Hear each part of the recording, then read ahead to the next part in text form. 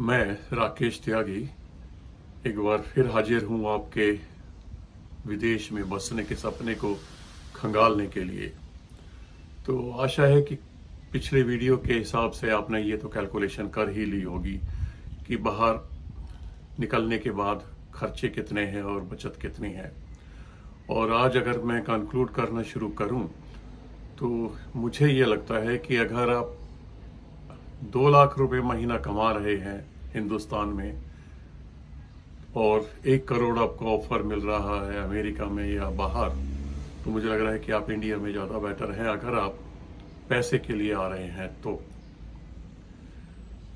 अगर आप 1 लाख से नीचे की श्रेणी में हैं, अगर आपका इनकम ब्रैकेट 1 लाख से नीचे का है, एक इनकम है या 2 इनकम है या एक इनकम है और दूसरा प्रोस्पेक्टिव इनकम जनरेट करने वाला पार्टनर है आपका और आप बाहर जाना चाह रहे हैं, तो मुझे लगता है कि शायद आपके फाइनेंशियल गोल भी पूरे हो सकते हैं। और उसके बाद फाइनेंशियल गोल आपकी अगर प्रायोरिटी है, वो अगर आपने एनालाइज कर ली है, तो अब थोड़ा सा आगे बढ़ते हैं। मैंने थोड़े से डिडक्शंस कल आपको बताए थे। एक चीज़ मैं भूल गया था कि आपके भविष्य के लिए एक सेविंग, जैसे इंडिया में प्रोविडेंट फंड होता है, वो भी कटता है सैलरी में से 3%, 4%, 6%, 8%, स्लैब्स हैं डिफरेंट। वो आपके ऊपर है, आप कौन सा चुनते हैं उनमें से, कितना ज़्यादा बचाना चाहते हैं या कितना कम बचाना चाहते हैं। Depends on your income and your expenses. अब आती है थोड़ी सी और तुलनात्मक बात, थोड़ा सा कंपैरिजन करना चाह रहा हूँ बाकी सुविधाओं के हिसाब से।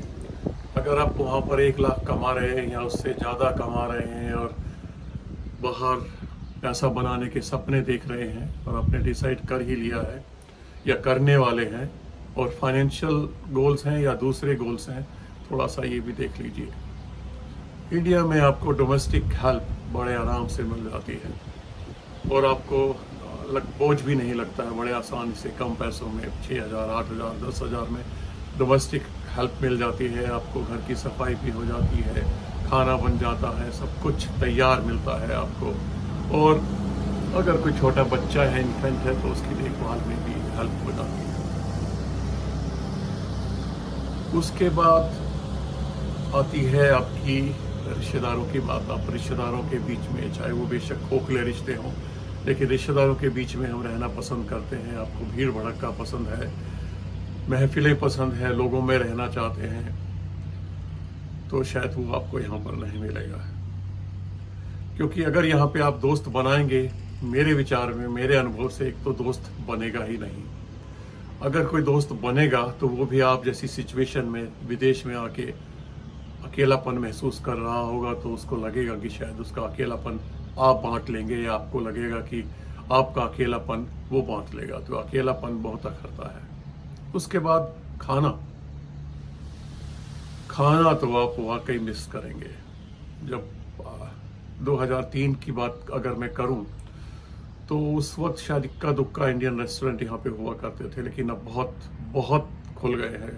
क्योंकि मुझे लगता है कि जो भी इंडिया से भाग के न्यूजीलैंड, ऑस्ट्रेलिया या कनाडा की तरफ भागता है, तो सबसे पहले उसकी ऑप्शन लगती है इंडियन रेस्टोरेंट खोलना।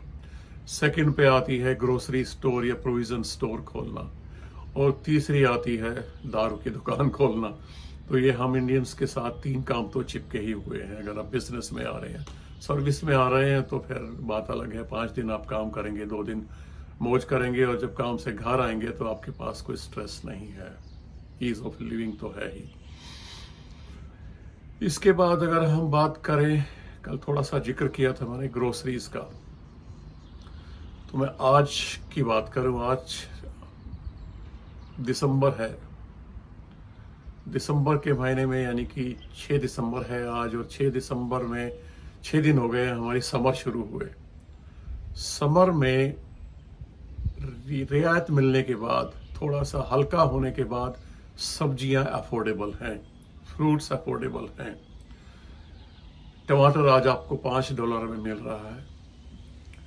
हरी मिर्च अभी भी $20 पे है, जो अभी पिछले महीने $45 पे थी। यानी कि सर्दियों में सब्जी खरीदना लाल किले पे चढ़ने के बराबर है। टमाटर मुझे याद आता है कि अब सीज़न में सर्दियों में टमाटर $17 किलो तक खरीदते हैं। खीरा, एक खीरा $3 से $4 में मिलता है, लेकिन वो खीरा थोड़ा लंबा होता है, लगभग मिनिमम 1 फुट और 1.5 फुट से लेके 2 फुट तक भी हो जाता है। तो वो खीरा मिलता है 3, 4 और $5 तक भी, साइज के हिसाब से होता है। अगेन गर्मियों में दिसंबर, जनवरी, फरवरी, मार्च आप एंजॉय करेंगे सस्ती सब्जियां, सस्ते फल। और अगर आप मार्केट में चले जाते हैं संडे को, सैटरडे को, यहाँ पे फ्ली मार्केट लगती हैं, तो थोड़ा बहुत आप बचा लेते हैं, लेकिन फ्रेश सब्जियां और फल आपको मिल जाते हैं। और आप देख भी लेते हैं, आपके भाई बंधु खुश हो जाते हैं हिंदुस्तानियों को देखकर कि हाँ, हमारे जैसे और भी है यहाँ पर। लेकिन अकेलेपन का एहसास तो रहता ही है, बशर्ते कि आप के साथ बांटने वाला आपके परिवार का सदस्य या आपका परिवार नहीं है। तो ये हुआ आपका फल सब्जी के बारे में, डोमेस्टिक हेल्प के बारे में। इसके बाद क्या करता है यहाँ पर,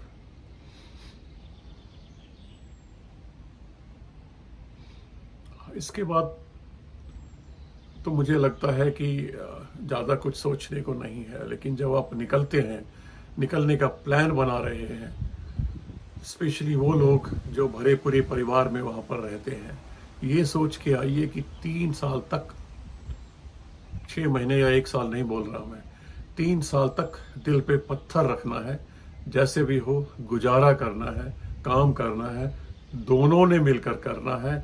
घर में बर्तन भी मांजने हैं, सफाई भी करनी है, खाना बनाने के लिए तैयार भी रहना पड़ेगा कि अगर एक की शिफ्ट है और दूसरे की नहीं है, या दोनों काम पे हैं, तो दोनों आके एक दूसरे की हेल्प करेंगे। ये जरूर आपको करना पड़ेगा, इसके लिए मेंटली प्रिपेयर रहें। लेकिन एक आश्वासन तो मैं आपको दे सकता हूँ, अगर आपने शुरू के 3 साल गुजार लिए और तब तक मेरे कहे अनुसार थोड़ा सा इन्वेस्टिंग, सेविंग्स, एक्सपेंडिचर, अर्निंग को आप थोड़ा सा ध्यान देके बजटिंग करके चलाते रहे, तो यकीन मानिए 3 साल के बाद आपको लगेगा कि आपके पास पैसा भी अच्छा हो गया है और आप इंडिया में हर साल कम से कम एक बार चक्कर लगा के आ सकते हैं, जा सकते हैं, लोगों के साथ शादियों में मिल सकते हैं और उन लोगों को देख सकते हैं जिनके बिना आप बेचैन हो जाते हैं। और अगर पॉसिबल है और आप 2 हैं और अगर आप के पास माँ बाप हैं जो आपके साथ रहते हैं और आपका उत्तरदायित्व है, तो मैं तो ये सजेस्ट करूंगा कि अपने वीज़ा एप्लीकेशन में उन दोनों को भी शामिल करें, क्योंकि जब आप पीआर के लिए एप्लीकेशन लगाते हैं या वर्क परमिट के लिए भी एप्लीकेशन लगाते हैं, तो उनको इंक्लूड करना आसान होता है, बाद में तो बहुत पापड़ बेलने पड़ते हैं और बहुत मुश्किल हो जाता है। तो यानी कि मैं ये कहना चाहता हूँ कि बाहर अगर आप फाइनेंशियल रूप में आना चाहते हैं, पैसा कमाना चाहते हैं, यही आपका एक मेन उद्देश्य है। दूसरे भी होंगे, अगर एक ये मेन उद्देश्य है और आपकी इनकम वहाँ पर बहुत अच्छी नहीं है, लेकिन दोनों की कैपेसिटी, दोनों कैपेबल हैं कमाने के लिए, तो आप आंख बंद करके फैसला ले सकते हैं। लेकिन मैं ये भी कहूँगा, आने से पहले आप थोड़ा सा अपने आप को तैयार करें, फाइनेंशियली तैयार करें। ये मान के चले कि अगर 6 महीने तक अगर काम नहीं मिला या 6 महीने तक गुजारा करना पड़ा बिना इनकम के, तो क्या आपके पास पर्याप्त पूंजी है? अगर नहीं है तो क्या आपके माँ बाप या आपके संगी साथी वहां से भेज सकते हैं? नंबर 1, क्या आप कंप्यूटर स्किल्स, कम्युनिकेशन स्किल्स में पारंगत हैं, निपुण हैं? अगर आपकी इंग्लिश कमज़ोर है तो आप कम से कम 2 महीने अपनी इंग्लिश को थोड़ा सा स्ट्रोंग बनाइए, क्योंकि बिना इंग्लिश के आपका किसी भी देश में बाहर गुजारा नहीं है।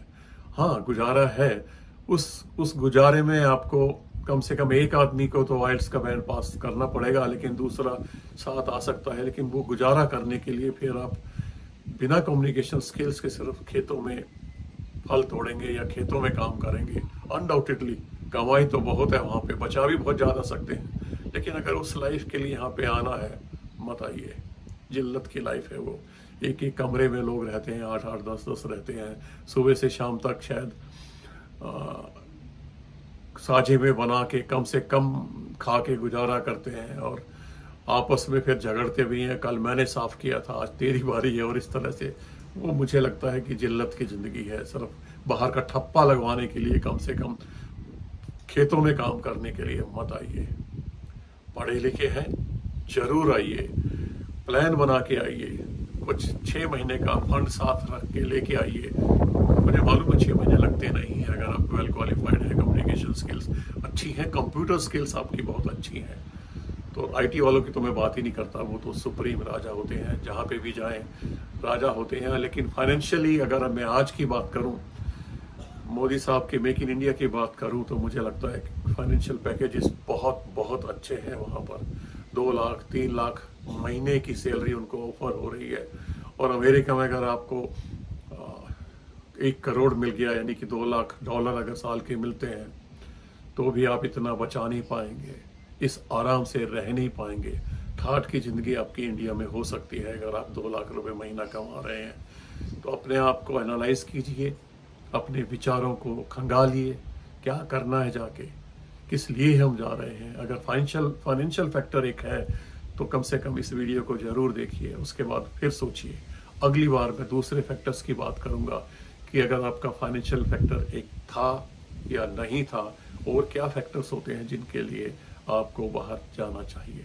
नमस्कार।